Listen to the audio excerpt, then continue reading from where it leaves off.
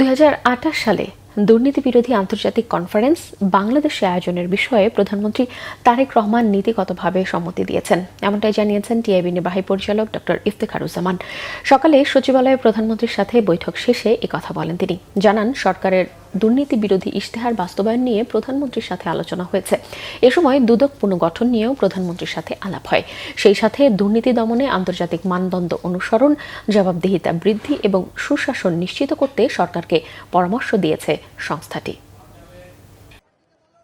সম্পূর্ণ ইতিবাচকভাবেই তিনি আমাদের পরামর্শগুলো শুনেছেন এবং বলেছেন যে আমাদের সাথে প্রায় শতভাগ একমত এবং চেষ্টা করবেন সেগুলো বাস্তবায়নের জন্য।